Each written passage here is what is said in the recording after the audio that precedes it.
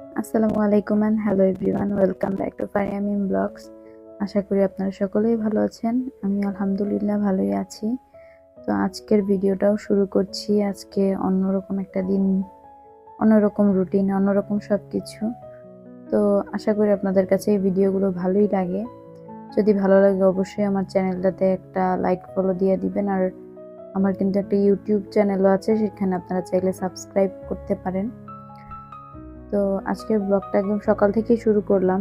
এখানে দেখতেই পাচ্ছেন সবকিছু কাজের একটা স্পয়লার দিয়ে দিলাম।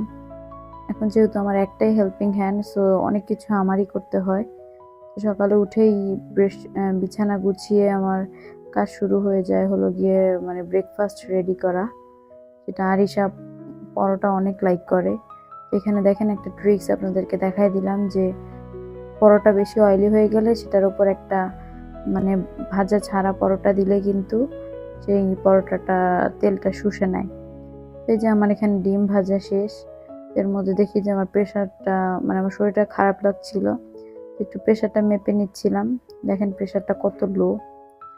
এই যে দেখেন একটা নতুন একটা জিনিস কিনেছি, এটা অনলাইন থেকে কিনেছি। যদি চান আপনারা আমি পেজের নাম দিয়ে দিব। জিনিসটা অনেক কাজের আছে।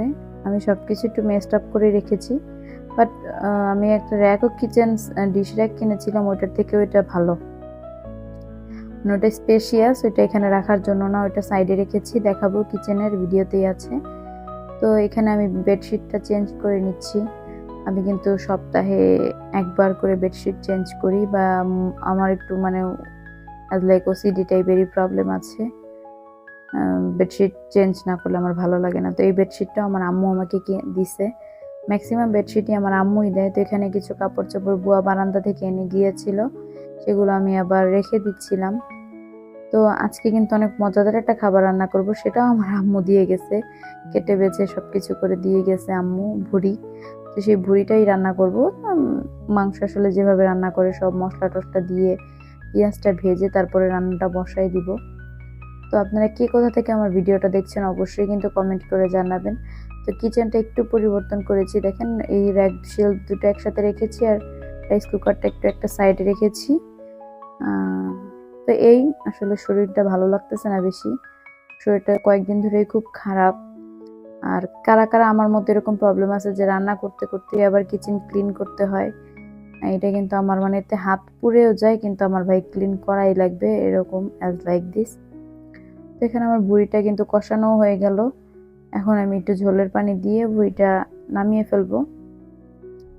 তো আজকের ভিডিওটাই এতটুকুই ছিল, টুকটাক রান্না বাড়া খাওয়া দাওয়া। আর চায়ের ক্লিপস কিন্তু আজকে দেখাইনি। তো এখানে বিকালে কিন্তু আরিশার বাবা কিছু যে পিঠা বলে, এটা পিঠা ভেজে নিচ্ছিল। উনিও কিন্তু অনেক কাজ করে ভালো। তো সন্ধ্যাবেলা আমি একটু চা খাবো, এর জন্য চা, এই যে সেলনের যে ইনস্ট্যান্ট চা আছে সেটা আমি একটু রেডি করে নিচ্ছি, সাথে একটু কফিও দিয়েছিলাম।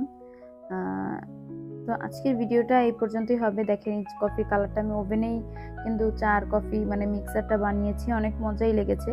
এটা একটু দেখেন ক্যারামেল টাইপের হয়ে গিয়েছে। তো আজকের ভিডিওটা এই পর্যন্তই। আল্লাহ হাফেজ।